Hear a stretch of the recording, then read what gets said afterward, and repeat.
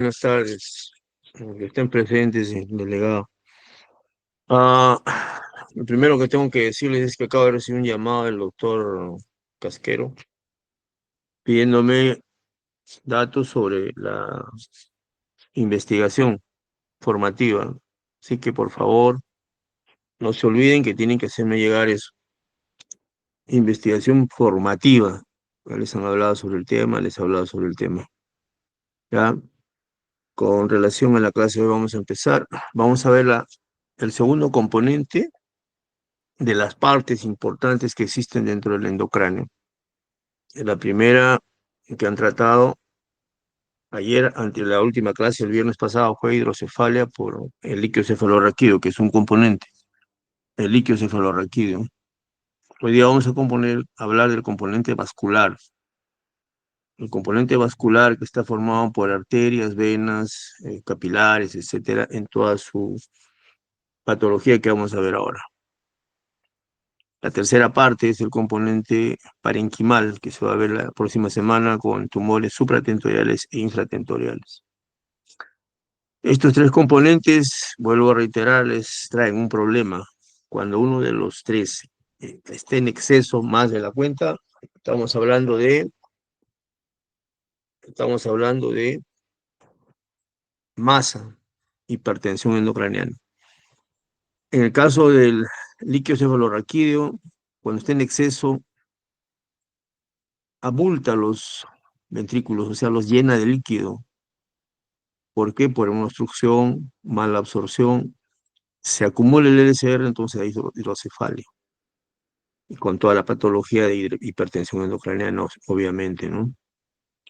En cuanto al tejido vascular, que puede ser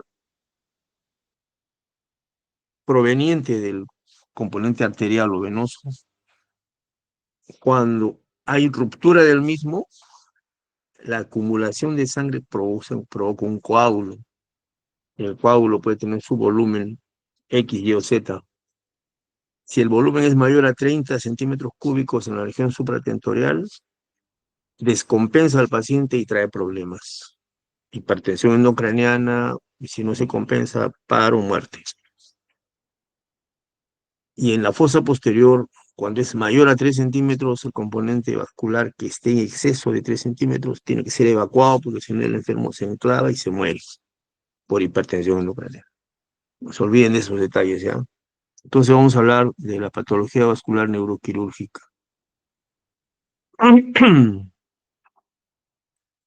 El componente vascular cerebral tiene un capítulo muy particular que se llama la hemorragia subaracnoidea espontánea y los aneurismas cerebrales.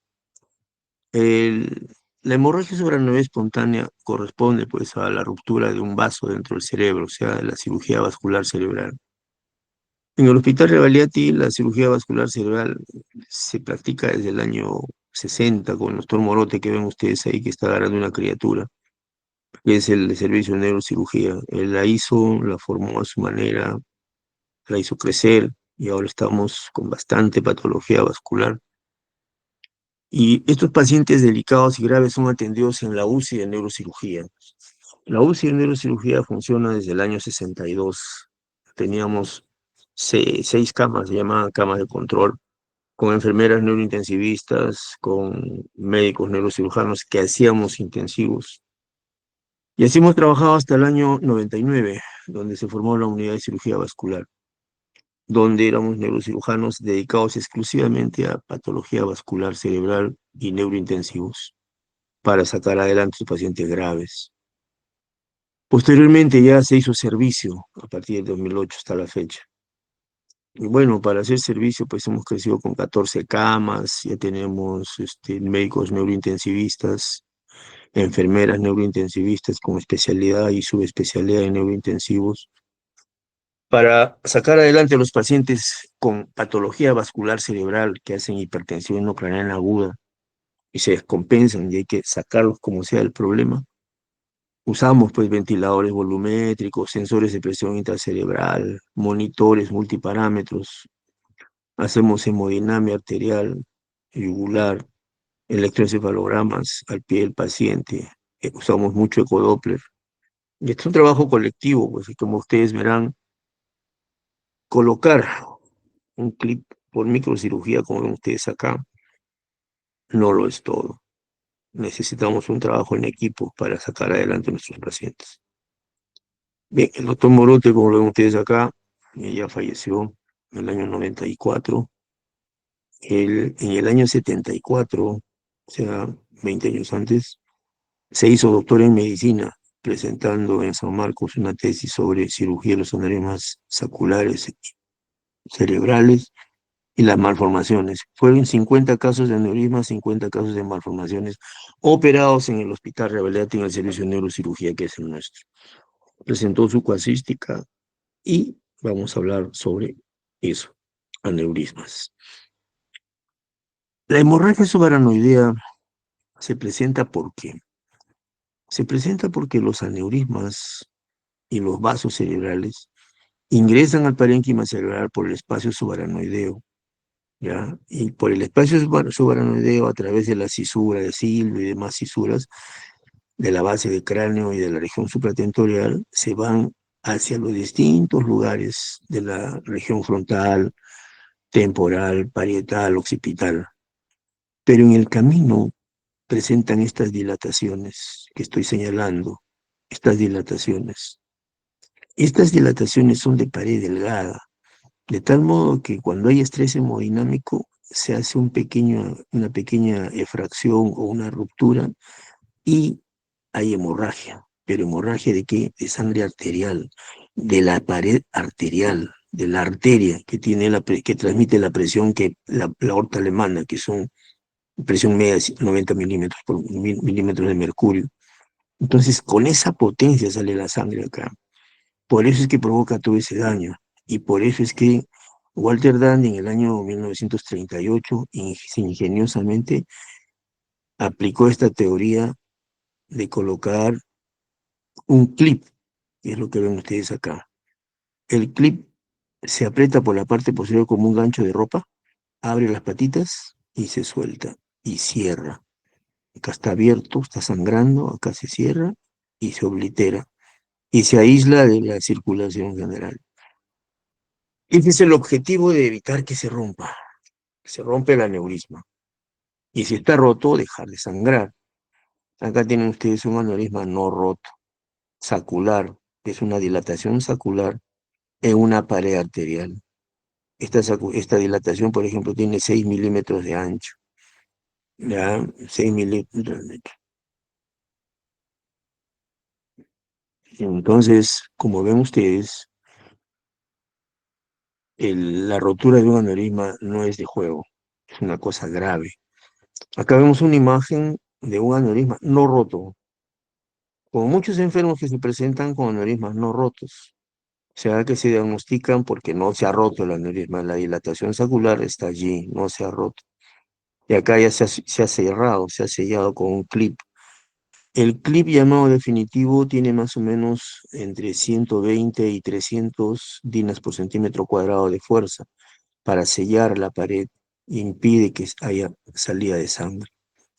Existen otros clips que se llaman temporales, que son de 50 dinas por centímetro cuadrado, que no tienen esa fuerza, pero ayudan temporalmente, por eso se llama temporal, a sellar y colocar adecuadamente un clip definitivo.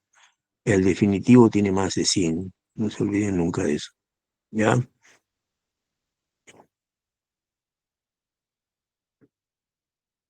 Los aneurismas, los aneurismas son dilataciones de la pared de una arteria que nacen en distintas partes del organismo. En lo que concreta a nosotros, vamos a hablar de aneurismas cerebrales, también aneurismas de aorta, aneurismas de las arterias, etcétera.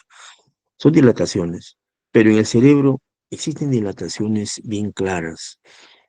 Existen múltiples lugares de dilataciones, como este es acá. Este es el árbol vascular cerebral, un esquema donde se ve la base del cráneo, la fosa posterior, la arteria vertebral, el tronco basilar, sus ramas del tronco basilar, la arteria carótida y sus ramas supratentoriales, y el polígono de Willis, que es la conexión en el hexágono de la región supratentorial con la infratentorial a través de la arteria comunicante posterior y la arteria comunicante anterior que está acá.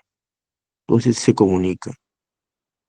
En todas las dilataciones en Y, por ejemplo, aquí, aquí, aquí, en todas zonas la pared se adelgaza y se hace una dilatación aneurismática por las razones que vamos a mencionar más adelante.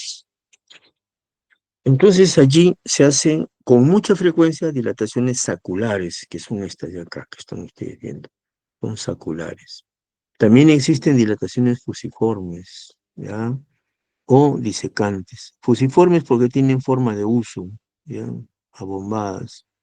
Y dilataciones disecantes, cuando una de las paredes sufre una rotura y la sangre ingresa por allí y lo dilata. Es un disecante. Entonces, los aneurismas pues son de distintas formas en la pared arterial. Arterial, estamos hablando arterial, pared de arteria. Pueden ser saculares en forma de un saco, pueden ser ampollas o bleps que se llaman también, pueden ser fusiformes o licoectásicos grandes. El llamado micótico se provoca por una infección provocada por un microorganismo, generalmente gram positivo, en la pared de la arteria. Hace un granuloma infeccioso y se hace una dilatación que se llama aneurisma micótico. También puede ser disecante o traumático, como vemos, como estamos viendo, o un gigante también, que es frecuente ver gigantes, ya vamos a ver más adelante. ¿Ya?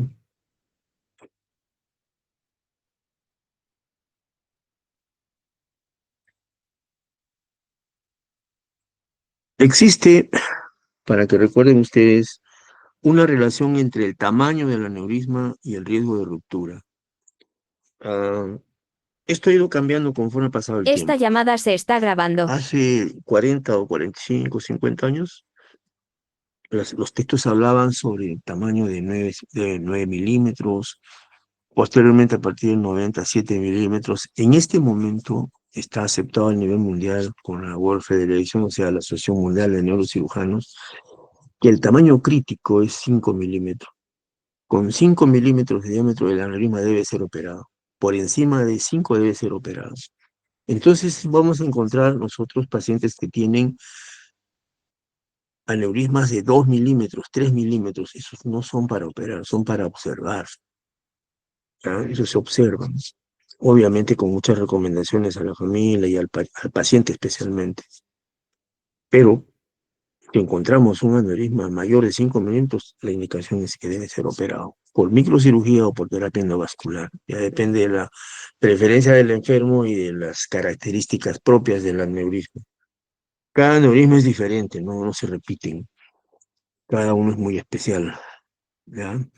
Entonces, 5 milímetros es el tamaño crítico para poder nosotros planificar y decir, este paciente tiene que ser operado. Ah, el aneurisma se forma, se desarrolla, porque tiene algunos factores que están predisponiendo a esto. Estos factores son factores genéticos, o sea, familias. Hay familias completas de donde está el abuelo, el papá, los hijos, la tía, los tíos, tienen una familia, donde tuvo aneurisma el padre, el abuelo, dos tías y los dos hijos, los dos tienen aneurisma, o sea, toda la familia. ¿Ya? Por el tamaño también es otro factor. A veces crece, pues más de 5 tiene que operarse. Hay un aneurisma de 10 milímetros, 12 milímetros, operados inmediatamente. La tasa de crecimiento, por ejemplo, es diferente, pues un paciente le hacemos un seguimiento en 2, 3 años, sigue del mismo tamaño, y a uno que en 3 meses, 4 meses o un año de seguimiento que hacemos en el control, vemos que de tener 3 milímetros ahora tiene 8 milímetros, ¿no? Se tiene que ser operado al toque. ¿Ya? O sea, en cuanto a la localización, hay zonas que son de más impacto, donde el pulso arterial, la fuerza hemodinámica es más intensa, como por ejemplo la bifurcación del tronco basilar, la bifurcación de la carótida, son zonas de impacto. La bifurcación de la cerebral media, o sea, ahí se divide, entonces ahí impacta y esas zonas son de mayor sensibilidad para romperse. por la forma, por ejemplo, los que son multisaculares, que tienen bastantes dilataciones, se rompen fácilmente. Los que son ampulares, o sea, las ampollas también se rompen rápido. Uno de los factores más importantes que se ha descrito actualmente para esto es la dinámica de flujo. Mientras más fuerza hemodinámico hay, hemodinámica tiene, más tendencia a romperse hay. Otro factor son los múltiples. Hay gente que tiene un aneurisma nada más, hay otros que tienen cuatro, cinco. Lo máximo que he visto en mi vida han sido 7 aneurismas, no he visto más. ¿Ya? Hay síntomas por compresión también, tenemos que tener muy frecuente. Los que son grandes, gigantes, están con trombo, con paredes duras, paredes calcificadas, fibrosadas, gruesas, hacen compresión. La edad, ah, por ejemplo, un paciente joven o un paciente de mucha edad tiene más frecuencia de romper. Otros factores se han incluido aquí, la ingestión del alcohol, el cigarrillo, el uso de estupefacientes, por ejemplo, cocaína, están relacionados con la ruptura. ¿De acuerdo? Entonces, por todos estos diversos factores que les menciono, se dilata la arteria, como ven ustedes acá. La arteria llega y se dilata. Esta es una cerebral media que se ha dilatado. Y tenemos múltiples sacos, uno, dos, tres sacos, ¿no? Estas son reconstrucciones espaciales tridimensionales que nos permiten ahora actualmente con la tecnología tener una idea muy adecuada, muy especial de lo que es un aneurisma para poder nosotros atacarlo, poder plantear uno. Por ejemplo, aquí tenemos un- lo que se llama un TIT, o sea, un pezón de Murphy. Esta zona es muy débil, rompe con mucha frecuencia. Entonces, cuando vemos un aneurisma multilobulado con pezón de Murphy, tenemos que operarlo. Se tiene que operar, porque si no, el desenlace es muy malo. Con la tecnología actual, como ven ustedes, se ha permitido hacer arteriografía, y esta arteriografía, que es colocar una sustancia yodada intraarterial que opacifica y nos permite ver la forma de la arteria, y con la tecnología actual podemos ver a colores toda la forma que está para poder planificar una cirugía. Entonces nosotros vemos que tenemos la posibilidad de, de- de saber qué está pasando en un paciente. En este caso, por ejemplo, se ha hecho una tomografía con angiotomografía. Esta es una imagen de angiotomografía de un aneurisma gigante, dilatado, grande, que hace efecto de masa, obviamente. Yo aquí en esta arteriografía vemos una forma de cómo está el aneurisma para poder planificar la cirugía. Y esta es una panarteriografía convencional, donde vemos el árbol arterial, la cerebral anterior, la carótida petrosa, el seno cavernoso, la cerebral media y sus ramas, la cerebral anterior y sus ramas, para poder ver adecuadamente con la arteriografía convencional.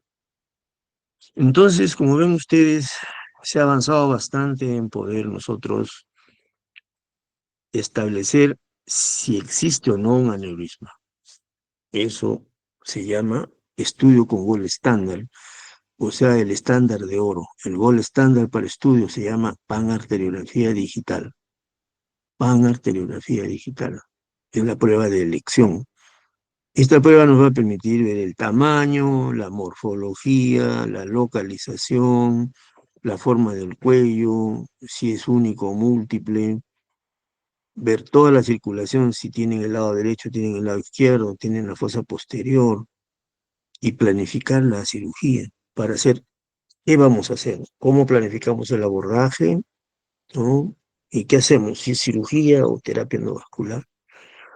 Con todo eso, podemos decir que este paciente tiene un aneurisma de la comunicante anterior, en nuestra casuística es un 30%, o un aneurisma de la carótida interna, también un 30% en nuestra casuística del hospital, o uno cerebral media, también un 30%. Son diferentes localizaciones. La comunicante anterior, por ejemplo, sangra en la línea media interhemisférica anterior. Ustedes acá la sangre.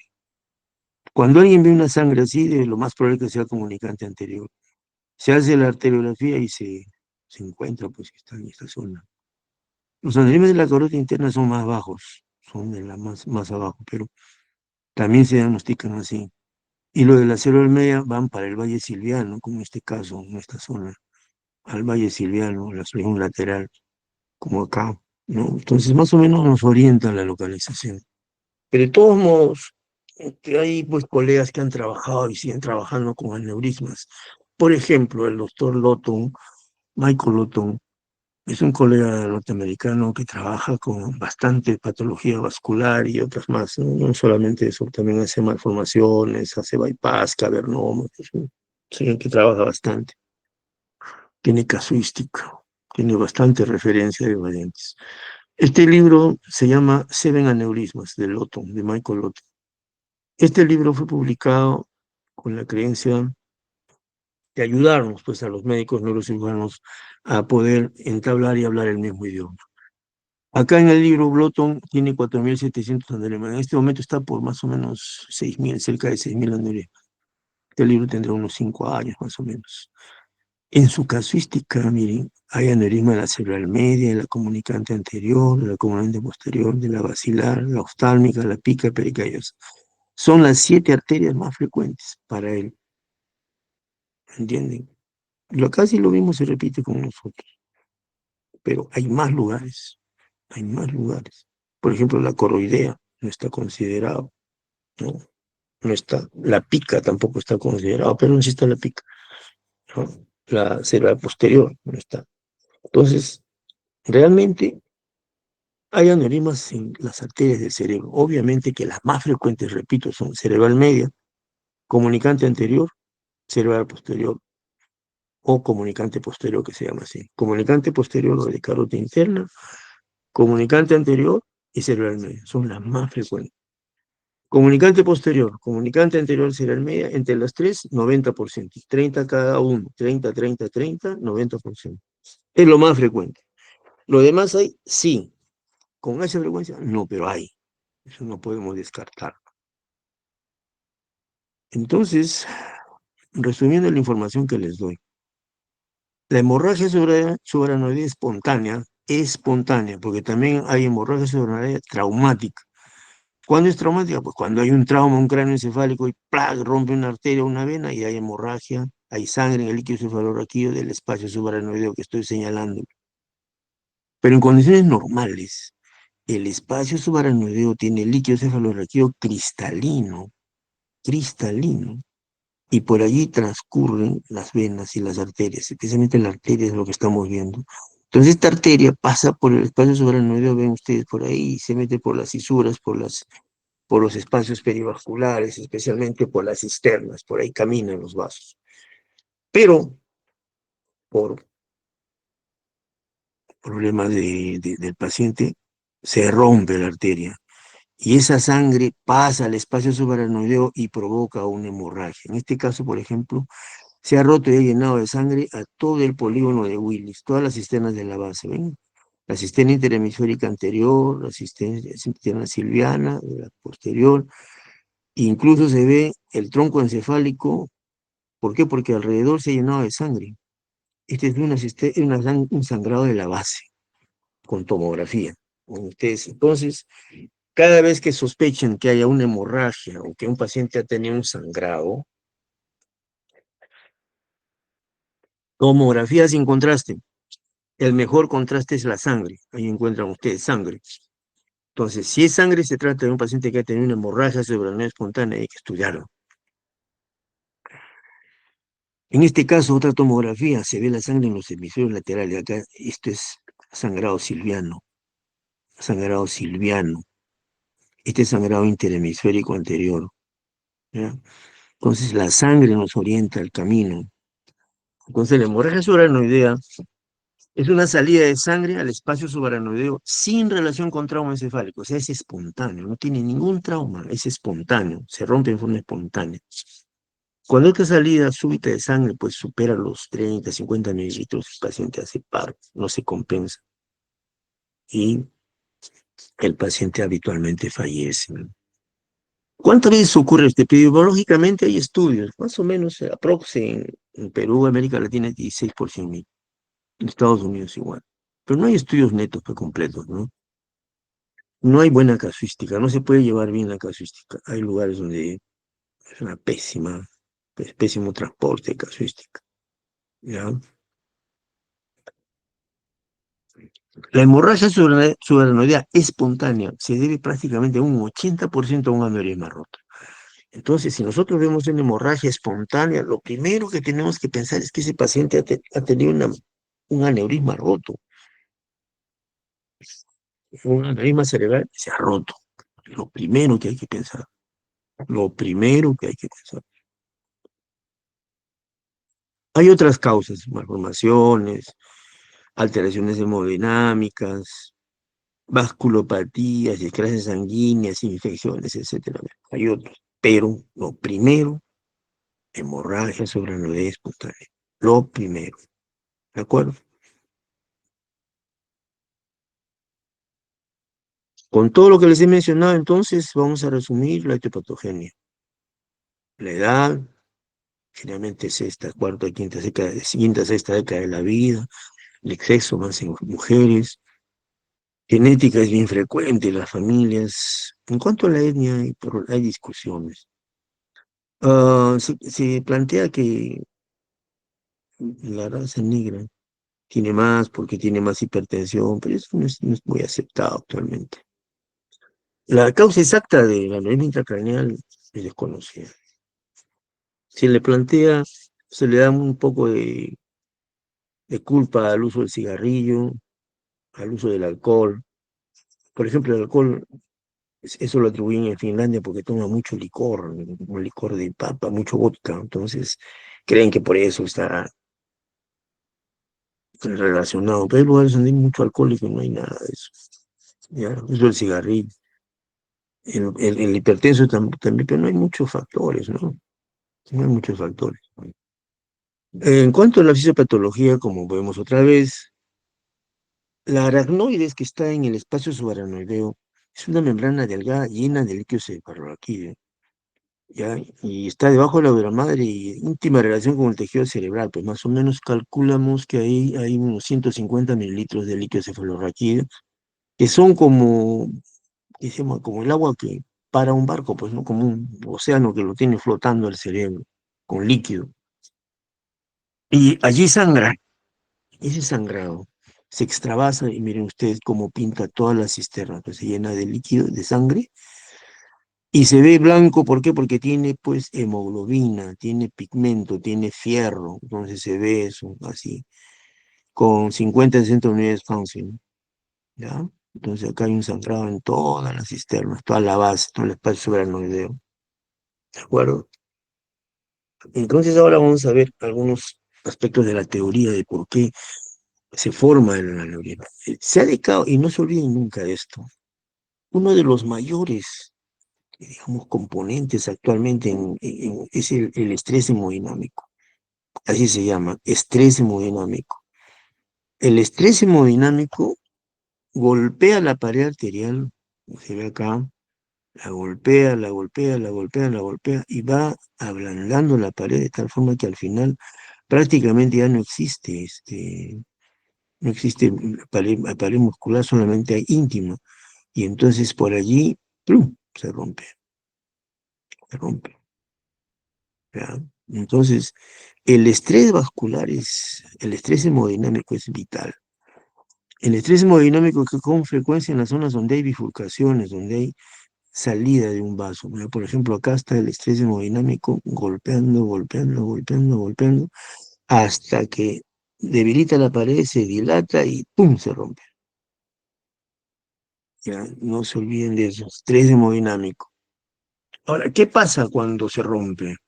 Entonces, digamos, cuando bruscamente sale la sangre al espacio subaracnoideo, o sea, hay una liberación de sangre allí y se acumula.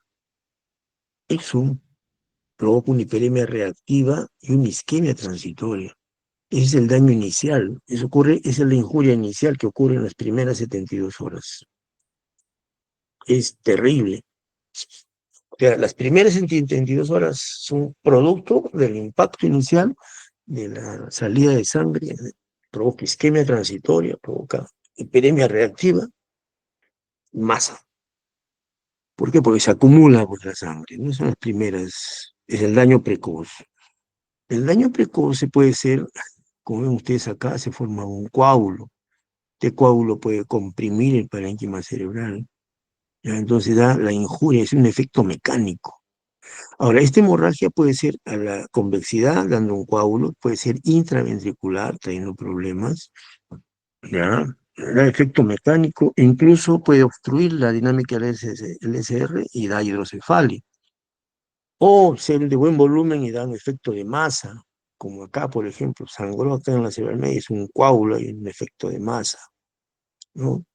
Entonces, como vemos, a esta salida de masa se une pues una isquemia global aguda, ¿no? ¿Por qué? Porque disminuye el flujo sanguíneo cerebral, disminuye la presión de perfusión. Entonces eso trae problemas en la microcirculación, ¿de acuerdo? Ahora, el daño primario, en el fondo de todo, se ha llegado a establecer que tiene un causante. ¿Cuál es? El causante es este. Ocurre una activación simpática del sistema nervioso simpático. Este estado hipersimpático es tan intenso en el paciente, que provoca falla cardíaca y provoca falla pulmonar. Es frecuente en pacientes con hemorragia cerebral aguda presentar edema pulmonar agudo neurogénico, o sea, el enfermo elimina sangre por la boca cuando tose en pleno, o tener disfunción cardíaca. Nosotros lo vemos como que si fuera un infarto, y realmente no es un infarto, porque se le hace estudio encima si está normal, pero te dan todo el cuadro clínico de un infarto. ¿Por qué? Por el estado hipersimpático, que lesiona el miocardio. No se olviden de eso. ¿Existen complicaciones sistémicas asociadas a todo el sangrado que les he mencionado? Sí, pues, ¿no? El edema pulmonar neurogénico, el estanis miocárdico, el síndrome de la cardiomiopatía de Takotsubo, ¿se dan cuenta? Todo esto es por el estado hipersimpático, ¿ya? Hay hiponatremia, un CIRSA, entonces hay problemas sistémicos también. Eso en las primeras 72 horas. Posteriormente, se agravan las cosas cuando nosotros encontramos que hay zonas de vasoconstricción y zonas, digamos, dilatadas, ¿no? Entonces, esas zonas de vasoconstricción, vasoespasmo, se llama vasoespasmo angiográfico. Existen zonas de microtrombosis activada aquí que va a provocar daño, va a provocar isquemia, va a provocar trastornos que se llaman complicaciones neurológicas tardías. Esas complicaciones pues son infartos, convulsiones, etcétera, ¿no? Es lo que provoca el vasoespasmo. Clínicamente se manifiesta cuando el enfermo aparentemente está despierto 2 o 3 días y a partir del cuarto día empieza a tener isquemia, empieza a hacer disfasia, paresia, trastorno neurológico, baja el Glasgow.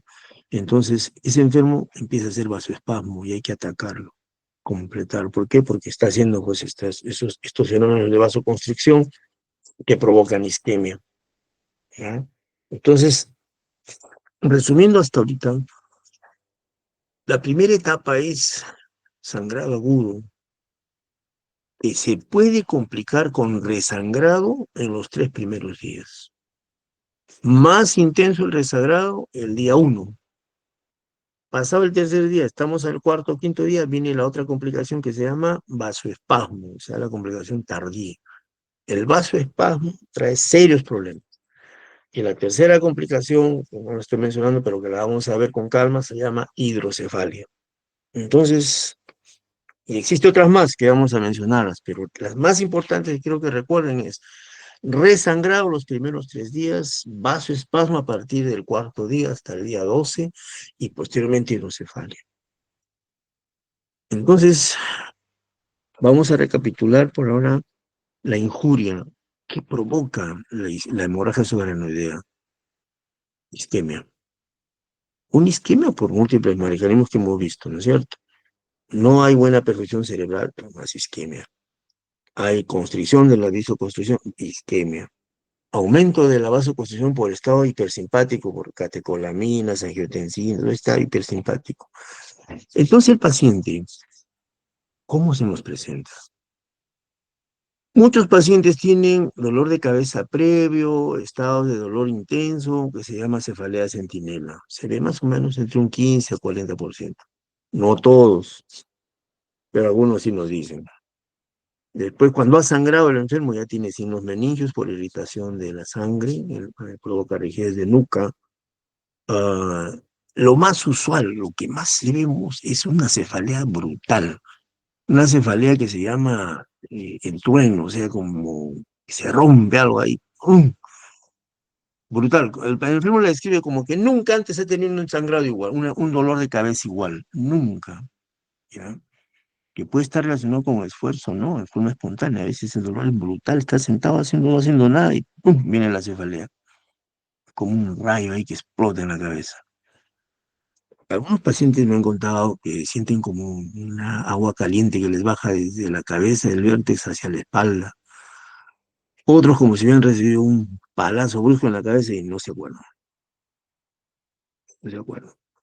Después de eso, ya cuando despiertan, viene pues fotofobia, o sea, la luz les irrita, náusea, vómitos, a veces vómito meninquio, sin náusea, vómitos sin náusea.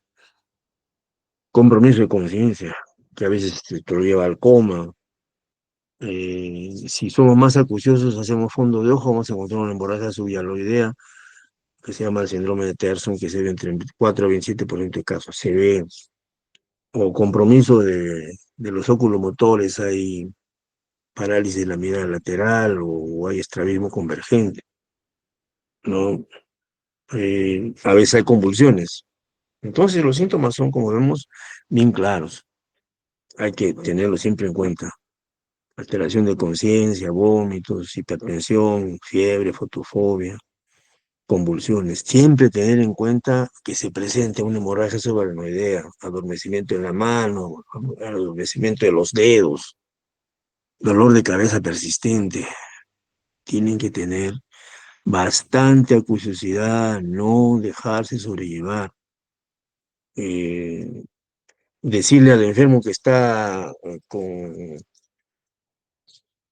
con estrés, con angustia, etcétera, etcétera. Créanle al enfermo, háganle su tomografía. Especialmente si ese dolor que se llama thunderclap, o sea, es como un trueno que rompe la cabeza. ¡Brum! Tienen cuidado, mucho cuidado. Hay a veces dolor de espalda completo, como les dije, a veces siente como que le quema la espalda, ¿no? Entonces, para evitar, para evitar que estos enfermos sean dados de alta de emergencia cuando vienen, se ha hecho esta pequeña escala de Ottawa, me parece que se llama, donde se plantea, pues, qué cosas hay que tener en cuenta. Se llama escala de previsión clínica de hemorragia subaracnoidea espontánea. Por ejemplo, si el enfermo viene, tiene más de 40 años, tiene rigidez de nuca, si llega en ambulancia, si está con hipertensión, si tiene trastorno de conciencia o está vomitando. Pero en estos casos, sospechen siempre hemorragia subaracnoidea. En estos casos, tengan en cuenta que podría tratarse de una hemorragia subaracnoidea. Ahora, una vez presentada la hemorragia subaracnoidea, tenemos que hablar el mismo idioma. ¿Cómo la podemos uniformizar para hablar el mismo idioma, decir, este es así, es a llamarle por su nombre? Nosotros tenemos que aplicar la escala de Hanniges. La escala de Hanniges es la aplicación del estado neurológico combinado hasta cierto punto con la escala de Glasgow, pero generalmente no es así. Nosotros entendemos que cuando Hanniges le hicieron no había Glasgow, ¿ya? Y que fue así, ¿no? Entonces, esos grados son pacientes asintomáticos con leve cefalea, pero que han tenido hemorragia, pero está asintomático y leve cefalea. Y pacientes que tienen una cefalea moderada, severa, ¿no? Con trastornos oculomotores. Imagínense ustedes, con trastornos oculomotores. Dios mío, ¿qué pasó? ¿Se ahorra? ¿Aló? ¿Me están viendo? Sí, doctor, sí se ve. ¿Se ve? Mm, sí, doctor, sí se puede ver. Ah, ya, gracias, gracias. No sé qué pasó. Ah, es de grado uno, grado 2. Grado 3 está confuso, leves signos focales, moderados. Lo importante es que grado uno, 2, 3, el paciente está despierto. El paciente no tiene mucho compromiso neurológico. Y estos son los pacientes que tienen lo que se llama de bajo grado. Pues estos casos se favorecen tremendamente si se operan con microcirugía. Uno, dos, tres. Son pasos para cirugía. En cambio, los 4 o 5 ya están más comprometidos. Los grados 4 están estuporosos, ya están más comprometidos. Y el grado 5 está comatoso de cerebrano, ya está en malas condiciones, un grado menos de 8. ¿Ya? Que existen pacientes así, llegan así. Y a eso viene el comentario que les hago de que no cometan el error pues, de decir a una enferma, tiene HCA. ¿Por qué lo hospitaliza su papá, su hijo? Porque tiene HCA. Ellos no saben qué es HCA. Nosotros sabemos que HCA es hemorragia subaracnoidea, pues, pero ellos no. A ellos hay que explicarles en su lenguaje que entiendan y decirles pues, que está delicado. Si entra moribundo, entra en malas condiciones, no va a salir pues al día siguiente corriendo a hacer la maratón, ¿no? Obvio, ¿no? Hay que explicarle porque la familia espera mucho. Y si no se le dice las cosas como son, pues al final nos tergiversa y nos trata de que estamos haciendo negligencia médica. Por eso hay que hablar las cosas bien, aprenderlas bien desde ahora. Entonces, grados uno, 2 y 3 son pacientes que están prácticamente despiertos, que obedecen. ¿No? Esos pacientes se benefician con la cirugía. Grados 4 ya menos, y grado 5 ni qué se diga. Si ustedes la mortalidad, ven la mortalidad en el grado 5, así míralo acá, al año 68, que es cuando se empezó a trabajar con fuerza esto, miren ustedes, 100% muertos. 100%.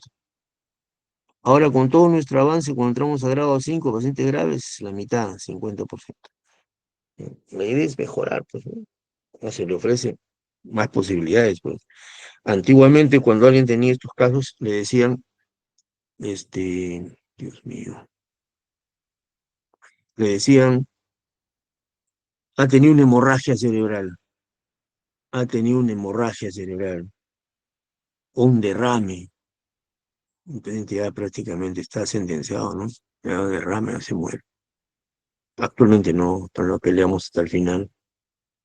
Ya. Aparte de la escala de Hanighes, hay otras escalas, ¿verdad? La escala de la World Federation, por ejemplo, te aplica el Glasgow. Pues básicamente es lo mismo. Si ven ustedes acá, el grado 5 es que 3 a 6, 7 a 12, grado 4, grado 3, 13 a 14, el Glasgow 15, 13, prácticamente está con déficit vocal y despierto. Pero ven ustedes que de alguna forma 1, 2, 3 son de bajo grado y 4, 5 son de alto grado. O sea, la mortalidad, las complicaciones en estos grados es mucho mayor. ¿Cómo hacemos el neurodiagnóstico, diagnóstico de la hemorragia cerebral espontánea? Es el diagnóstico vascular. Sobre eso quiero explicarles bien. Quiero que escuchen bien. En emergencia vamos a tener un paciente que llega con compromiso de conciencia, cefalea intensa, náusea, vómitos, sospechamos en hemorragia subaracnoidea. ¿Y qué hacemos? El neurodiagnóstico. ¿Qué hace? Primero, tomografía sin contraste. O si se presenta el caso, resonancia. O arteriografía cerebral, que es el gol estándar. A la tomografía se complementa la angiotomografía con contraste. A la resonancia, la angioresonancia. También es útil en el diagnóstico de la punción lumbar y el Doppler transcranial. De eso vamos a dar algunas nociones para que entendamos. La tomografía es el procedimiento de elección. Prácticamente nos da el diagnóstico del 90% de casos en las primeras 72 horas. Digamos, es bastante, ¿no? En muchos casos nos indica la zona de ruptura. La presencia de hematoma intraventricular hematoma parenquimal, la presente hidrocefalia. Y lo que es importante, recuerden esto, en la tomografía, por la cantidad de sangre que se ve, no, con la cantidad de sangre que se ve, nos orienta a suponer o a predecir el vasoespasmo o la tendencia a desarrollar vasoespasmo. A más sangre, más vasoespasmo, es la escala de Fischer, ¿no? Más sangre, más vasoespasmo. ¿Ah? Como ven ustedes, tomografía y angiotomografía.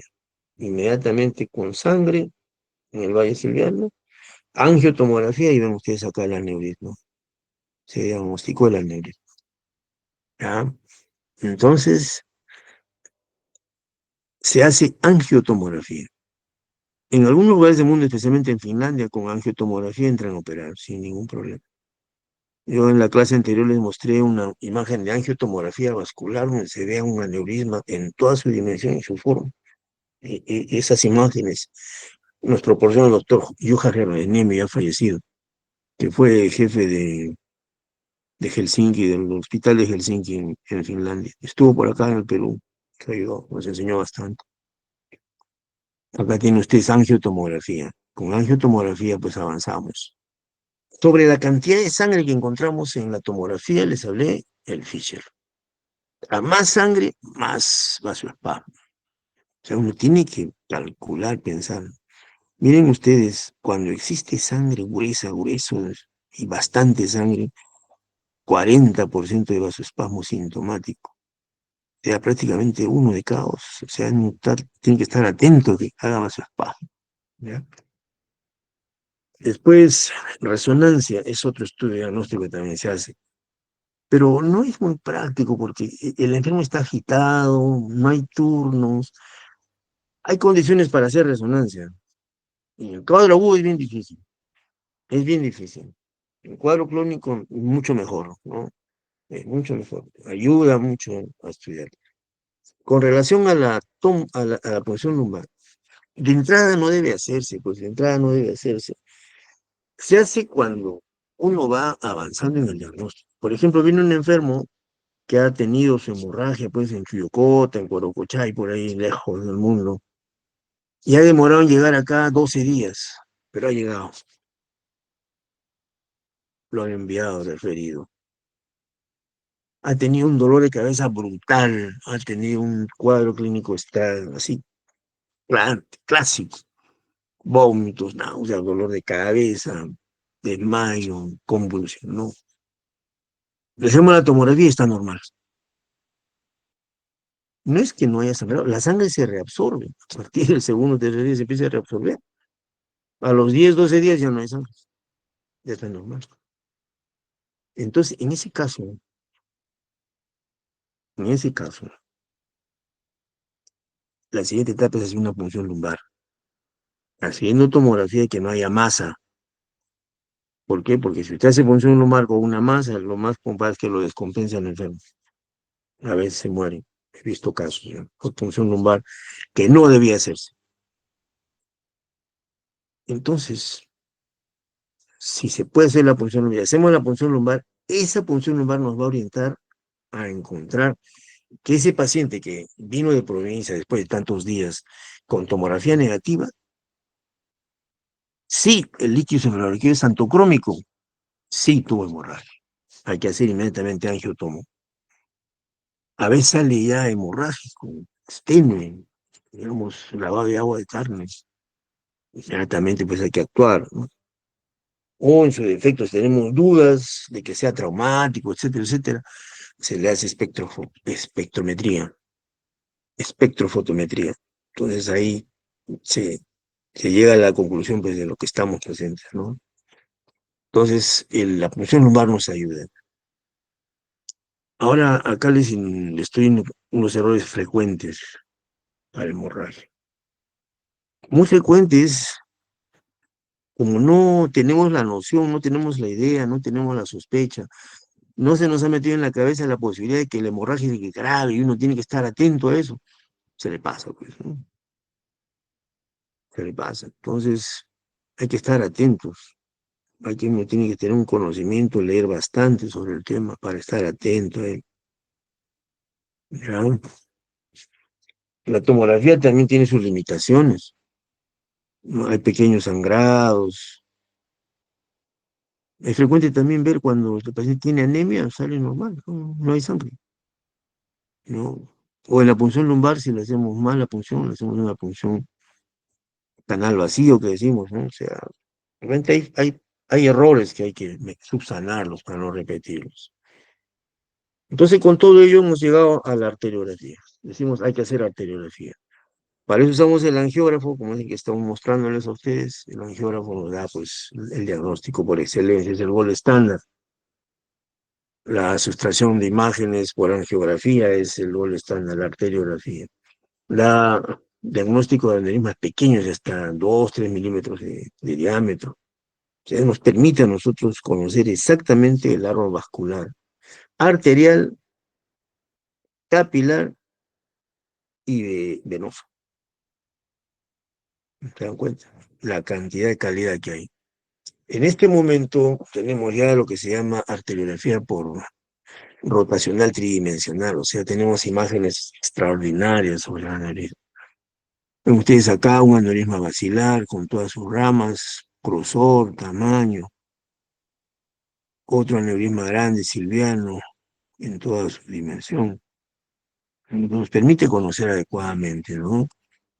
En este caso, por ejemplo, hay un hematoma y está el aneurisma allí. Entonces, realmente el aneurisma nos permite, la arteriografía nos permite conocer el caso, ¿no? Un error bien frecuente, ya no lo he visto últimamente, pero tengo contado 7 casos en toda mi trayecto de neurocirujano, de mala información de este tipo de lesiones así redondas, que están en la zona de la silla turca, interpretados como tumor de silla turca y son aneurismas. Se fueron operados como tumores, una hemorragia brutal, y eran aneurismas gigantes orientados de esta zona. Entonces, de cajón ahora, cada vez que alguien tiene una tumoración de hipófisis, primero hay que hacerle una arteriografía, o una tomografía, o angiotomografía, para ver si no se trata de esto, ¿no? Ustedes, esta imagen corresponde a esto, un aneurisma dilatado, y entonces es bien grave eso. Entonces, como vemos, ya tenemos la imagen acá de nuestro aneurisma con reconstrucción tridimensional, una pan arterio y la tomo. Ahora, ¿cuándo operarlo? Tiempo óptimo, el timing. Fue una vieja discusión hace muchos años. Actualmente nos hemos quedado en que debe operarse apenas se diagnostica, apenas ocurre. Es lo que se llama cirugía precoz del aneurisma. ¿Por qué? Porque esta cirugía precoz del aneurisma nos permite evitar la rotura, el resangrado que ocurre en los primeros 3 días, que les hablaba hace unos minutos. En los primeros 3 días hay resangrado, especialmente el primer día. Y eso, ¿qué gravedad tiene? Aumenta la mortalidad, pues. Si la mortalidad es el 50%, con eso aumenta más. Por eso tiene que haber cirugía precoz. Tiene que haber cirugía precoz. Tiene que haber cirugía precoz. Que se ha demostrado que con el tiempo, pues, da sus frutos. Hay factores a favor de elegir cirugía temprana, y realmente evitar, pues, se puede sacar el coágulo, etcétera. Pero la cirugía precoz tiene muchas ventajas. La cirugía tardía, generalmente se hacen pacientes que están pues siderados, pacientes que tienen mala condición clínica, pacientes que están con sangrado tipo 5, mala condición neurológica, ¿no? O pacientes que tienen dificultades para ser clipados en agudo porque está hinchado el cerebro, un gran edema, ¿no? Entonces esos pacientes hay que tratarlos con calma. El manejo inicial de la hemorragia, como ven ustedes, es prevenir el resangrado, para eso es cirugía. Estabilizar al paciente y evitar complicaciones. Básicamente es manejo en UCI, reposo en cama, dieta, antieméticos, laxantes para que no haya pujo y se rompa, control del dolor, que no le duela, que no haya hiperglicemia, no sé, manitol o soluciones hipertónicas, control de la fiebre. ¿Tenemos complicaciones médicas? Sí, hay complicaciones a todo nivel. Complicaciones respiratorias, por ejemplo, neumonía, telectasia, embolismo, edema pulmonar, hay endocrino, diabetes insípida, secreciones, son bastantes complicaciones, hemorragias, anemia. O sea, todas esas complicaciones pasan. Esta es una de las más llamativas, el llamado eh, Takotsubo, trastornos cardíacos. Y básicamente por el estado hipersimpático que tiene, por la cantidad de catecolaminas que se liberan.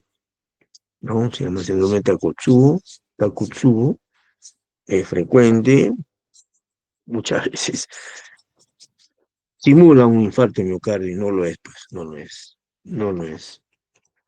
Entonces, hablando de complicaciones, dijimos resangrado. Entonces, tenemos que evitar el resangrado como operándolo, operándolo. Porque el resangrado, pues, como le digo, ocurre en las primeras 24 horas. Es bastante frecuente. Entonces hay que evitar el resangrado. Después del cuarto día viene el otro problema, que es el vasoespasmo, o la isquemia cerebral tardía con vasoespasmo, isquemia cerebral tardía. El vasoespasmo hace hemiparesia, afasia, apraxia, mianopsia, negligencia motriz, etcétera. Para eso hay que hacer el tratamiento con dilatación de la zona que está con vasoespasmo. Nosotros nos ha dado bastante utilidad al verapamilo con bastante éxito. Usamos verapamilo intraarterial. Se hace una arteriografía y se le coloca verapamilo. Verapamilo, eso lo hacemos. Ah, hay una secuencia tomográfica que se llama Perfutac. El Perfutac, o sea, una perfusión, pero así oscuro, miren ustedes, no llega sangre a esa zona. Está mal perfundida, es el Perfutac. Entonces, cuando se hace una perfusión a un paciente que tiene vasoespasmo, se ve estos problemas. Ah, ¿hay factores que predisponen al vasoespasmo? Sí, sí, sí. La cantidad de sangre, por ejemplo. Mayor cantidad de sangre, más vasoespasmo, un gran volumen. La hiponatremia, la hipovolemia, resangrado, hipotensión arterial, realmente son predisponentes al vasoespasmo, pero el vasoespasmo se presenta de una forma bastante clara. El enfermo se opera el primer día, el segundo día está bien, el tercer día está más o menos, el cuarto día está con problemas. Pero nosotros nos adelantamos a eso. ¿Qué hacemos? Le hacemos Doppler. El Doppler transcranial diario se hace a todo enfermo vascular.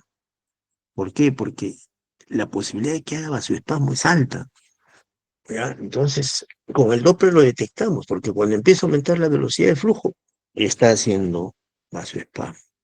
Inmediatamente que se le detecta el Doppler, con Doppler se da terapia hipodinámica y verapamilo, como ven ustedes acá, lo que se llama técnicamente, pues, angioplastía farmacológica. Eso es lo que usamos.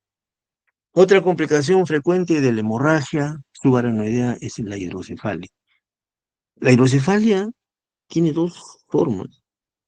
Si el coágulo de la hemorragia subaracnoidea está en el tercer ventrículo y comprime los acueductos, acumula líquido cefalorioso, se pone una aguda, hidrocefalia aguda, más o menos en un 20% de casos. Generalmente, el paciente tiene hemorragia en la comunicante anterior. Generalmente.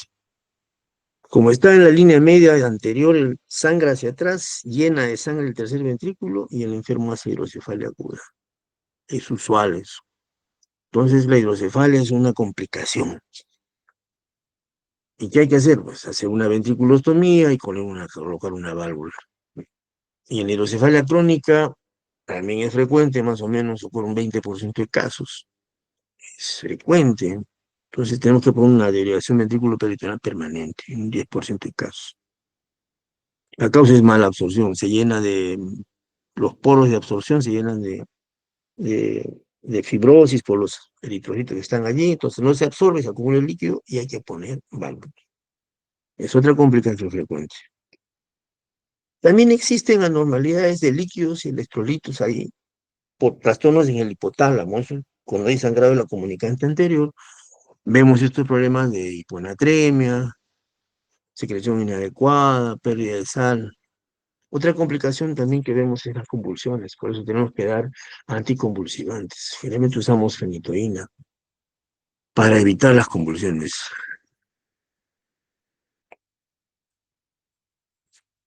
Ah, este es un flujograma de lo que hacemos en el REBA con relación a un paciente en el cual, como ustedes acá, se sospecha de hemorragia, ¿no? Uno sospecha de hemorragia, tomografía, si tiene angiotomografía, si es positiva, si hay aneurisma, pasa cirugía, pasa cirugía o hace arteriografía, ¿no? Para al final llegar a definir dos cosas, cirugía o tratamiento endovascular, ¿no? O sea, es el flujograma de tratamiento. Cuando hacemos diagnóstico y queremos ofrecer tratamiento, hay tres formas de tratar. Con clipaje microquirúrgico, o sea, con microscopio y con clips, para sellar definitivamente, con terapia endovascular, un coileado que se llama así, o simplemente observarlo, que muchos pacientes no quieren operarse, ¿no? ¿Qué podemos hacer? No vamos a obligarlos a que se operen. Acá vemos con clips, miren ustedes los clips como cierran el aneurisma, y acá vemos con terapia endovascular, ¿no? Los coils, los stents que llenan la dilatación aneurismática, ¿ya? Entonces, para definir el tratamiento, tenemos que tener en cuenta la característica anatómica, la habilidad del que va a operar, riesgo-beneficio de las distintas alternativas y el estado del paciente, cómo está, o sea, cada enfermo es diferente, ¿ah? Diferente. Actualmente para nosotros los cirujanos, la microcirugía, pues radicalmente curativa, pero también tenemos que abrir la ventana a que hay tratamiento endovascular con stents que también va bien y que tiene menos complicaciones. Por eso hay que discutir cada caso. Por ejemplo, si viene un paciente con 92 años, con daño renal, con daño cardíaco, no se le ofrece una cirugía pues de 8 horas, 9 horas, ¿no? Lo primero, terapia endovascular. Si viene un joven de 40 años que tiene para vivir 30 años más, 40 años más, microcirugía, microcirugía. Entonces, realmente hay que pensar en eso, ¿no? Hay que pensar en qué es lo que le conviene a cada paciente. No, no es una receta así, no es azar, no. Es el clipaje, ven ustedes, se diseca el valle silviano, se llega a la zona de la base del cráneo, donde están las arterias, se busca la zona que ha sangrado, acá está la craniotomía, y se le aplica el clip. Este problema cada vez es más frecuente. Es bien frecuente que haya pacientes con cefalea intensa, vómitos, o sin vómitos, pero cefalea y cefalea y cefalea. Y el neurólogo, el internista o el neurocirujano le piden resonancia con angioresonancia y encuentran aneurisma. Entonces tenemos un caso de aneurisma no roto, un aneurisma que es un hallazgo. Cada vez es más frecuente los hallazgos, cada vez es más frecuente los hallazgos. ¿Qué hacer? Aplicar pues nuestro más de 5 milímetros para esa cirugía, menos de 5 no. Acá se llama el FACES, en este caso, FACES, como ustedes acá, PHASS, FACES. Acá se toma en cuenta la población, la edad, ¿no? El tamaño, si hay una hemorragia previa, etcétera, para aplicar un puntaje. De acuerdo a eso se planifica la cirugía. Pero en general les vuelvo a recomendar, cada enfermo es diferente, cada enfermo es distinto. Existe otro caso que es también frecuente en emergencia de pacientes que vienen con el ojo caído, con tosis palpebral, con midriasis. Siempre pensar que hay un aneurisma detrás escondido que bruscamente ha crecido, miren acá, bruscamente ha crecido, golpea el tercer nervio y ¡plac! Inmediatamente se cae el ojo. Hemos tenido casos de enfermos con este tipo de problemas que han sido dados de alta, como nerviosos, que están guiñando el ojo, etcétera, etcétera. Es bien común. Hemos visto muchos casos así, en 12% de casos. La otra parte que quisiera mencionar son los aneurismas gigantes. Los aneurismas gigantes es un manejo controversial, pero el gigante da compresión, la masa. Entonces, la ventaja de la cirugía es que hay que sacar la masa, pues, ¿no? Ni modo, hay que hacerlo. Y sea, hay que hacer trombectomía, reconstrucción con clips y bypass. O sea, es una cirugía altamente compleja para poder ofrecer al paciente la mejor alternativa. Son patologías complejas. En los aneurismas gigantes, la terapia con endovascular ha tenido problemas porque a veces migra el trombo, se recanaliza, no hay la masa sigue haciendo daño. O sea, realmente lo usual en aneurismas gigantes es aplicar la cirugía para sacar la masa. Entonces tenemos acá el tratamiento de microcirugía directa, donde se abre el valle silviano, se llega a la zona del aneurisma.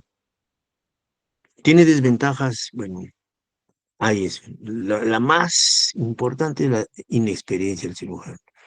El cirujano tiene que estar experimentado y entrenado en microcirugía. ¿Ya? Acá tienen ustedes un aneurisma y su clipaje ahí.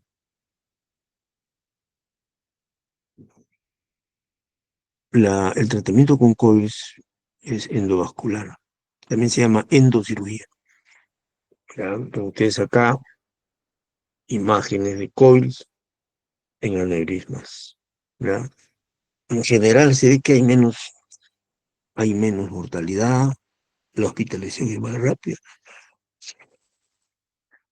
Y lo que es importante, el tiempo quirúrgico es rápido. Entonces, se ha avanzado un montón con coils, bastante. Si el paciente justifica, se hace. ¿Para qué? Para ofrecerle pues el tratamiento adecuado. Es el uso de coils, o sea, filamentos delgadísimos con microcateterismo y sellar el aneurisma. Ustedes acá, sus esquemas, se colocan, hace coágulo y cierran, ¿no? El tratamiento endovascular o endocirugía. Se permite, pues, si es que lo permite la forma del aneurisma, ¿no? La terapia endovascular, pues, se ha multiplicado en estos días. Hay filamentos, mini balones, hay stents, y ahora estamos en la época del flow diverter, o sea, el diversor de flujo que soluciona muchos problemas. Hemos visto casos así con solución de problemas. Acá tienen ustedes aneurisma coileado, colocación de stent también para sacar el aneurisma. El uso del pipeline actualmente está en todo uso. Tiene ventajas pues el tiempo de anestesia. Es posible ver a los pacientes que están graves, están bajo grado, pobre grado. Son pacientes que tienen hemorragia de grado 4, grado 5, ya les dije, de Hanniges, se benefician con ellos. Es una terapia que está avanzando, ¿no? Y hay que apoyarla, ¿no? Hay que apoyarla.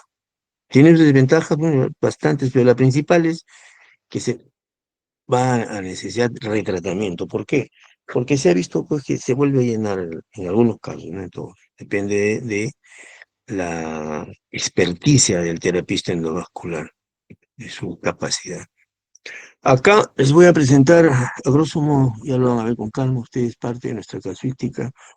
Tenemos coroidea, comunicante posterior, media, para clinoideos cavernosos, lister, todo tipo, ¿no? Todo lo que hacemos.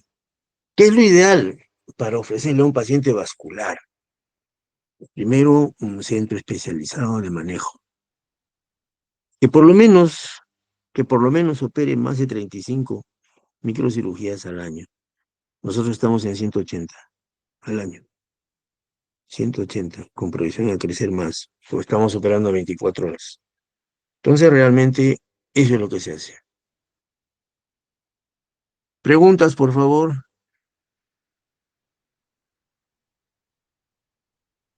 Preguntas.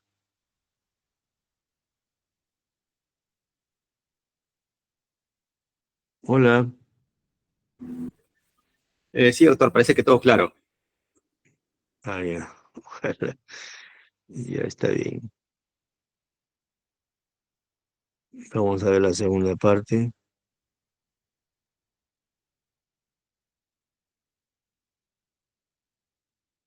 vascular neuroquirúrgica tomo 2, parte 2.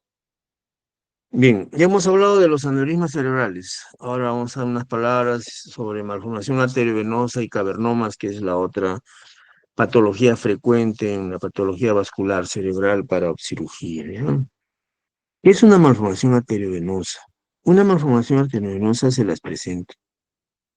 Esto es una malformación arteriovenosa, es un nido, un magma de venas arteriolizadas. Venas arteriolizadas. ¿Por qué se dice así? Porque el aferente arterial, o sea, el nutriente al nido, llega directamente a la vena, no pasa por los capilares. No hay capilares en el camino. Entonces se dilata, se dilata. Entonces, una malformación arteriovenosa, pues es una colección anormal de vasos sanguíneos en los que el flujo sanguíneo arterial, va directamente al drenaje venoso, va directamente a la vena, sin el lecho capilar normal. No va. La localización es variada, pues en la anatomía del cerebro puede ser intraventricular, intracerebral, cortical, subcortical, profunda, puede ser en la dura madre o puede ser mixta, dural y parenquimal. Entonces, hay un ovillo vascular, ven ustedes acá. Este ovillo vascular está interpuesto directamente entre la arteria y la salida venosa. O sea, y estas venas, pues obviamente como son directas, están dilatadas, deformadas, no tienen lecho capilar, que es lo normal. Lo normal es la arteria, arteriola, la arterita, al final el lecho capilar, que se rejunta otra vez y sale el lecho venoso. Entonces, no existe lecho capilar. Entonces, son vasos plexiformes, displásicos, que tienen arterias que llegan, se llaman aferentes, y son drenados por venas eferentes que salen. Es una causa frecuente de hemorragia intracerebral en pacientes normotensos, o sea, pacientes jóvenes normotensos, están normales y hacen este problema. Es frecuente. Presenta un sangrado entre el 12 al 4%. Es importante, y no lo olviden nunca, que estas lesiones son congénitas. Estas lesiones de malformación arteriovenosa se forman cuando el feto está, el embrión está en el día 23, 22, ahí se forma. A diferencia del aneurisma que les dije que se forma en la persona, mujer, edad adulta, generalmente por estrés hemodinámico, o sea, no es congénita, se forma en el paciente. La malformación arteriovenosa es congénita, ¿ya? Puede tener cantidad de cerebro gliótico, tiene calcificaciones y sangrados antiguos pequeños, ¿ya? Existe un fenómeno que se describe que se llama hipoperfusión o robo vascular. Es frecuente porque la malformación arteriovenosa es como una esponja, que a veces jala en algunas circunstancias, jala flujo sanguíneo y desprovee a otros, entonces hace lo que se llama el robo vascular. Un ejemplo clásico de robo vascular, pacientes que tienen malformación arteriovenosa en el área parietal, motora, están aparentemente conservados, estables, se embriagan, toman licor, entran en estado de vasodilatación, la malformación jala bastante sangre y el pez hace mi parecia. Le pasa la borrachera, se recupera el tono. He tenido casos así de pacientes que describen esa patología de robo vascular. Entonces la malformación, como ven ustedes acá, si en el cursor, tiene arterias que llegan, como este de acá, una arteria, se llama aferente, tiene el nido y una vena que sale, la vena de drenaje o eferente, vena de drenaje. No hay capilar, repito, no hay capilar. Ahora, esta salida puede ser a la vena cortical o a la vena profunda. Entonces acá hay que rescatar algo, tres cosas que tienen que entender para poder entender todo lo que les quiero hacer saber. Uno, arteria que llega, arteria aferente. Esta arteria puede tener en el camino aneurisma, que se llama aneurisma, puede ser antes del nido, prenidal, en pleno nido, intranidal. Y también en el otro lado, o sea, si esta es derecha, en el izquierdo. Puede haber eso. ¿Ah? Otro sí, la localización de esta malformación arteriovenosa, ya les dije, puede ser cortical, subcortical, profunda, paraventricular, etc. Lo importante es saber es que está en una zona elocuente o una zona no elocuente. ¿Qué es una zona elocuente? Área motora, área visual, área auditiva, tálamo, hipotálamo, o sea, zona noble, son elocuentes, son importantes. Y lo último, si la vena, el drenaje, ¿es vena hacia la corteza como acá? ¿O es vena hacia la profundidad, hacia las venas profundas, como el seno recto, la vena de galeno, la vena basal? Son arterias profundas, venas profundas. Entonces es importante saber el tipo de drenaje. ¿De acuerdo? Eso se hace con la arteriografía de estudio diagnóstico. Entonces, vemos pues que hemos tenido bastante relación con la patología vascular.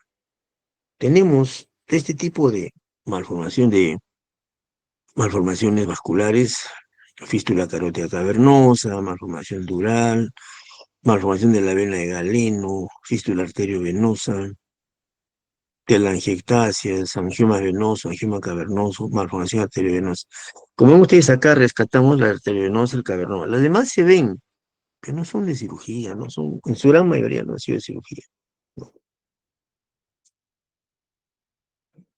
Ahora hay una nueva clasificación, y es la actual, ¿no? La que se clasifica como malformaciones cerebrovasculares con shunt arteriovenoso, o sea, con llegada directa a la vena, o sin shunt.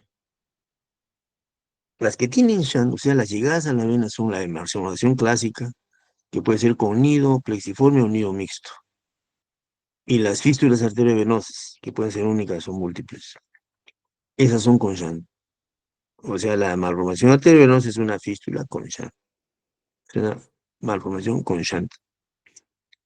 Puede ser sin shunt, o sea, no hay llegada a la vena. El caso más clásico es el angioma cavernoso, que también vamos a ver ahora. No hay. Angioma cavernoso, cavernoso, no tiene shunt. También hay telangiectasias y algunas malformaciones venosas que por ahí aparecen. ¿Ya? Ven ustedes la localización, puede ser frontal, parietal, temporal, en fosa posterior, ¿no? O sea, pueden ser hemisféricas un 85% y profundas un 15%. O sea, la localización es en todo nivel. ¿Ya? Lo que les decía, puede tener un aneurisma intranidal o un prenidal. Eso es variable, ¿ya? ¿Cómo es el cuadro clínico de una malformación? O sea, ¿cómo se presenta? La primera forma de presentarse es como una hemorragia. Puede ser una hemorragia sudural, una hemorragia subaracnoidea, puede ser una cortical, subcortical, profunda, intraventricular. Generalmente se ve cortical, o sea, una masa de sangre, un coágulo intraparenquimal, generalmente. Esto irrita el tejido cerebral y entonces el paciente hace convulsiones, entonces también hace síndrome convulsivo. Esta convulsión, ojo, recuerden siempre, puede ser con sangrado, o sea, con sangre, o sin sangrado.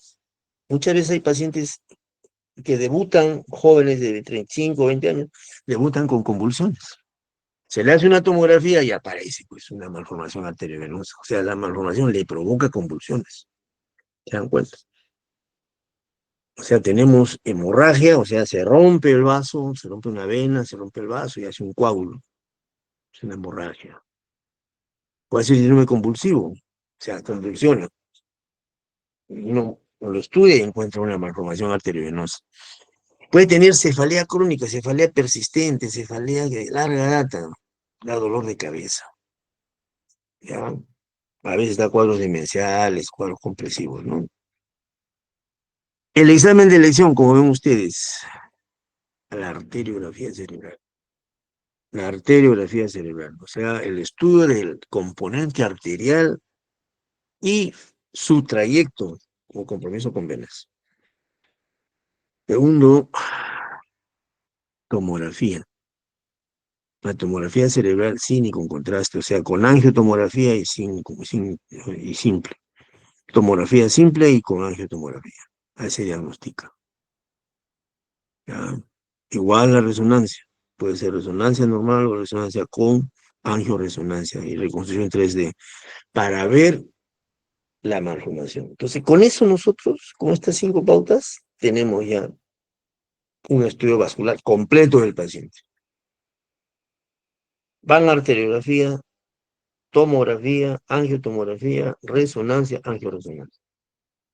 Y con esto se hace el estudio y se lleva al paciente a junta médica para hacer la tipificación.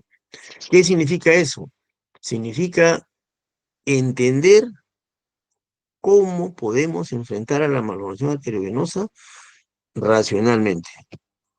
Racionalmente. Acá tenemos tomografía y resonancia, ven las diferentes manifestaciones con sangre, más malformación, ven ustedes acá, malformaciones mixtas de ambos lados, derecho, izquierdo, de la región supratentorial e infratentorial, por todo lado le da sangre, malformaciones de fosa posterior, de la cerebral posterior. O sea, la malformación arterial se presenta así, en resonancia, como acá,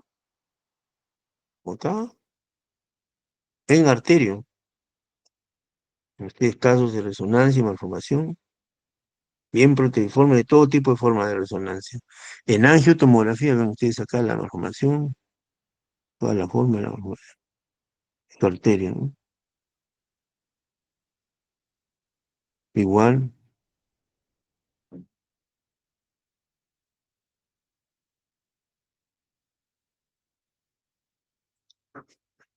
Entonces, llegamos a este acápite que quiero que lo recuerden bien.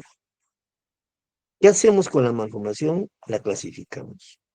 Desde el punto de vista de neurocirugía, del cirujano, la malformación se clasifica según Spessler y Martin. ¿Por qué? Antes de Spessler y Martin, mucho antes, les hablo pues de los años 80, cuando se hace la neurocirugía, entramos a operar a las 8 de la mañana y terminamos al día siguiente. Al día siguiente, pues, saquen ustedes la cuenta. ¿Ya? Eran cirugías complejas, complicadas. Y muchas veces el paciente terminaba con déficit motor, con problemas. Entonces, a raíz de esos problemas, en el año 86, ya yo era asistente, el doctor Speller Martin nos envió esta clasificación. O sea, ¿cómo clasificar? Ahora, ¿cuál es la ventaja de esto? La ventaja de esto es que a uno lo orienta a operar lo que debe operarse. No se opera cualquier cosa.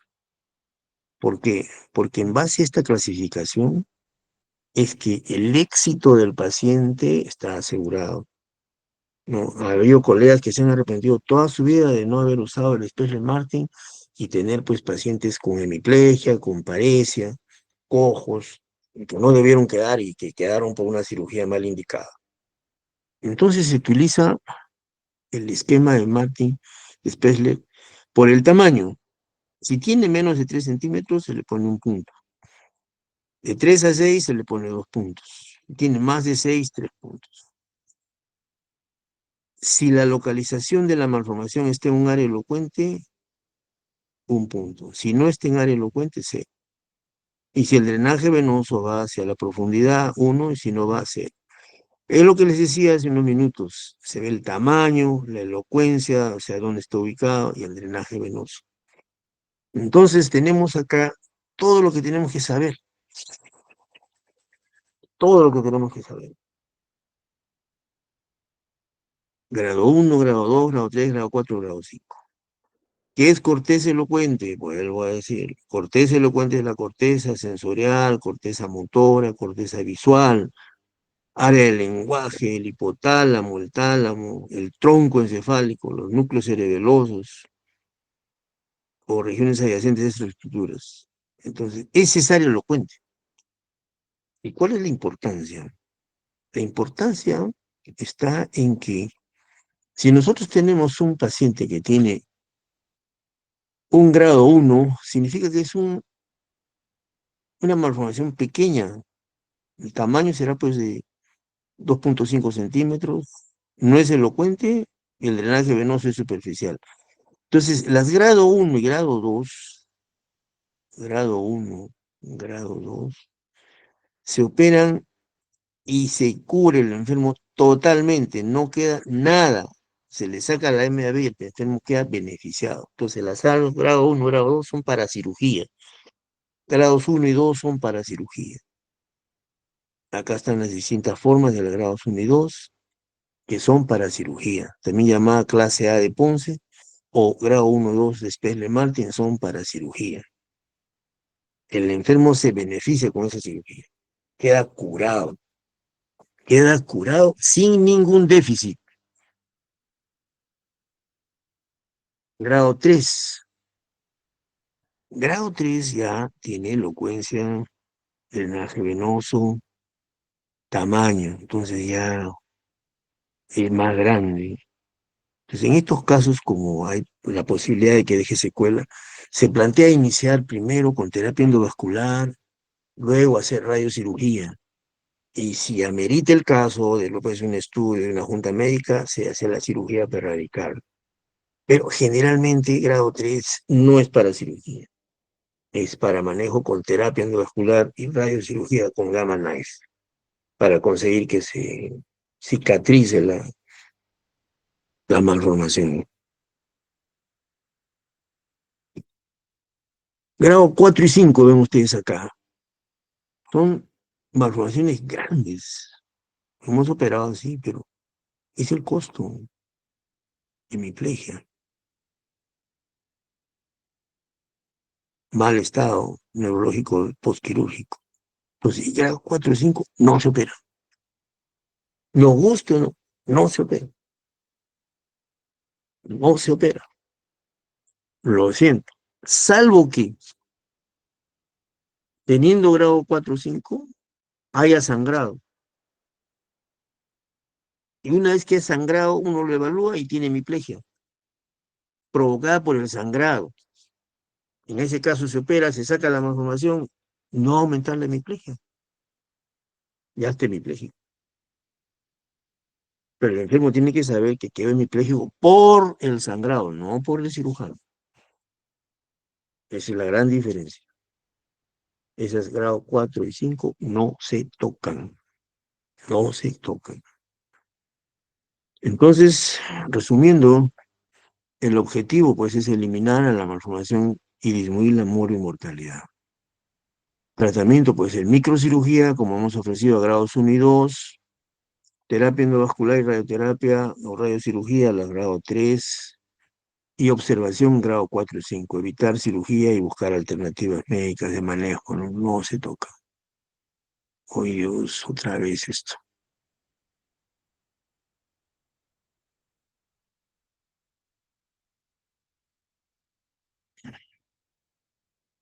¿Me están viendo? Hola. Sí, doctor. Ah, ¿se ve el tratamiento? Sí, Seguro.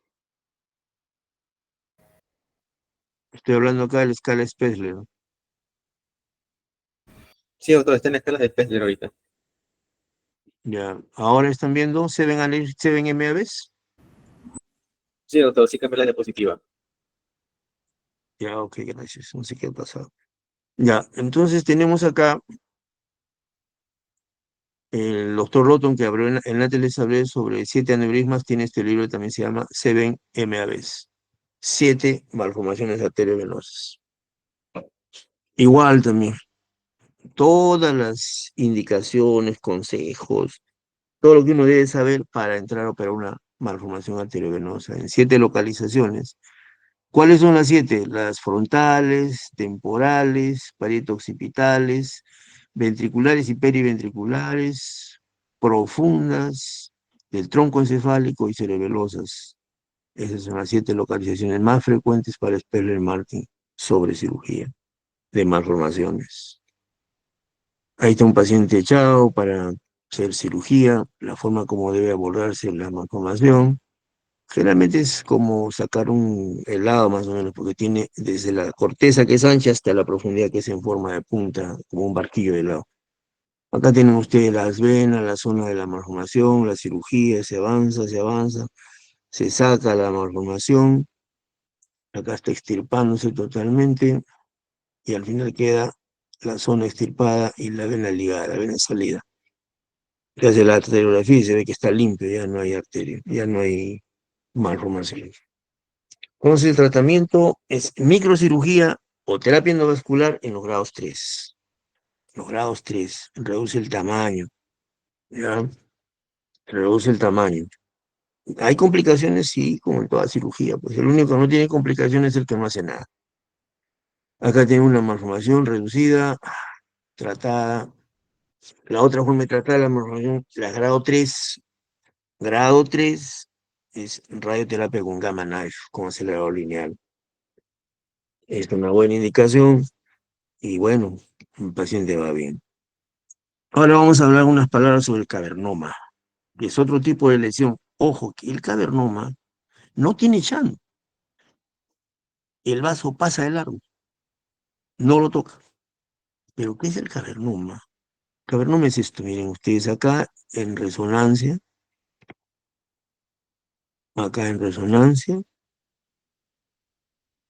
igual, son lesiones que se parece a un popcorn, o sea, a una palomita de maíz, ¿no? Ven ustedes acá. ¿Mm? Ven ustedes que estoy hablando de resonancia. ¿Qué ha pasado? Resulta que con la resonancia el diagnóstico del cavernoma se ha multiplicado pues por un montón. Hasta el año, antes de la resonancia, en los años 80, nosotros tenemos muchas hemorragias crípticas, hemorragias oscuras, hemorragias remotas que no sabemos de dónde venían y eran de un cavernoma. Con el descubrimiento o el advenimiento del uso de la resonancia, ya se empezó a diagnosticar más cavernomas, y obviamente pues la cantidad de hemorragias oscuras ha disminuido, ahora se diagnostican más porque fueron cavernomas. Entonces, ¿qué es un cavernoma? Es una malformación vascular de bajo flujo, está oculta, no tiene arterio. O sea, cuando uno hace arteriografía, no sale el cavernoma, es negativo. Ven ustedes acá, la forma parece una mora.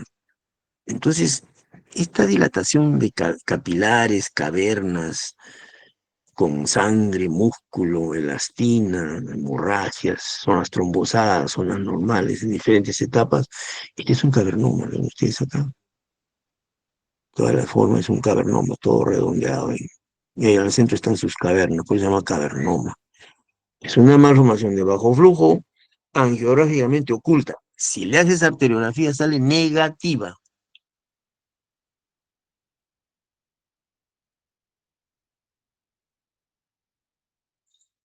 Negativa. Acá tiene un cavernoma.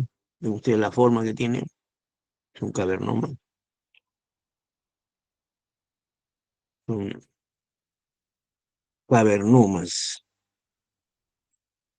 Hay incidencias, sí, más o menos 5%. Generalmente da convulsiones. Aparece en la cuarta década de la vida. Hay supratentoriales e infratentoriales en el tronco cerebral. Es bastante frecuente en el tronco. Hemos encontrado bastantes casos. ¿Ya? Clínicamente, como les dije, da hemorragia, da convulsiones en una buena cantidad. Muchas veces con el tratamiento anticonvulsivante desaparece desaparece la convulsión, está tranquila la persona. En algunos casos hemos tenido convulsiones que son bien repetidas. Convulsiones, ni convulsiones, ni convulsiones, ni convulsiones. Entonces hay que sacarlo, pero vamos, lo sacamos y se acabó la convulsión. Hemos tenido como 4 o 5 casos de cavernomas que empezaron a crecer. No todos, ¿ah? Pero eso sí, crecieron, crecieron. Al comienzo fueron del tamaño pues de un frijol, después ya del tamaño de un payar, que es más grande, cuando estaba en el tamaño de un durazno no hay que sacarlo porque era muy grande, ¿eh? Lo sacamos totalmente, y hasta ahora no ha vuelto. Entonces tenemos bastante casuística de ese tipo, ¿no? Hemorragia, convulsión, déficit vocal o incidentales, o sea, también es frecuente. Incidentaloma llamamos nosotros. ¿Qué pasa? Que el paciente va por cualquier cosa y ¡pac! Le encuentras un cavernoma, ¿ya? Entonces, en la tomografía es inespecífico, no sale mucho. Más es en el diagnóstico con resonancia. En la resonancia, lo que encontramos es esto, imagen en forma de popcorn, ¿no? O sea, palomita de maíz que llaman acá, es una formación reticular, ¿no? Clásica, en cavernoma, ¿ya? Entonces tenemos así, historia natural, a veces está asintomático o sin síntomas, puede ser de localización profunda y superficial, la sangrado, pues, ¿no? El tratamiento, pues, médicamente, darle su anticonvulsivante, ¿no? La radiocirugía no es efectiva, ablativa sí, con microcirugía. Ah, tratamiento con epilepsia, para como cualquier problema epiléptico, ¿no? No se trata ahora pues, con bastante. Hemos tenido mucho éxito usando levetiracetam. Antes usábamos pura fenitoína. Ahora usamos levetiracetam sin ningún problema. Muy bien. Y el tratamiento quirúrgico, pues que hay que sacarlo, ¿no? Sacarlo, no dejar nada, hacer microcirugía. Hemos tenido casos de cavernomas de tronco encefálico, como ven ustedes ahí. Hay que sacarlos. Algunos casos han sangrado, otros casos no. Tuvimos 10 casos de cavernoma de tronco que enviamos a hacerle radiocirugía. Ningún problema, ningún cambio hasta la fecha. El cavernoma puede ser múltiple, puede ser único también. Hay múltiples, bilaterales. Entonces, para empezar, diremos pues que el diagnóstico del cavernoma no es tan usual porque hay que usar resonancia. Con resonancia lo encontramos. Ahora con microcirugía lo sacamos y ya disminuye sus problemas neurológicos. Pero necesitamos más estudios, ¿no? Para ver si es efectiva la radiocirugía. Eh, Hay el consenso en este momento de que la radiocirugía en el cavernoma no sirve para nada. Pero en contra de eso está, miren ustedes, algo que quiero explicarles. Para eso es el estudio que estamos pidiéndoles de que hagan investigación, formación investigativa, investigación, etcétera. Están pidiendo eso, me acaba de llamar el doctor Casquero, me ha dado una nota y que no me olvide de los alumnos con investigación. Ya les he pedido que lo hagan, por favor. El- Nosotros enviamos 10 cavernomas para tronco, para radiocirugía. Resultados ni fu ni fa. Más nada. O sea, muchos pensaron que fue por gusto, que no se beneficiaron con nada. ¿De acuerdo? Bueno, hace un par de años más, unos 6 años, eran 7 años, salió un trabajo chino. En la China, que son tantos habitantes, presentaron 315 casos de cavernoma de tronco. 315 casos. Esos cavernomas de tronco fueron tratados con microcirugía y unos cuantos con radiocirugía. Allí no le quitan mérito a la radiocirugía, dice que sí, que puede ser útil.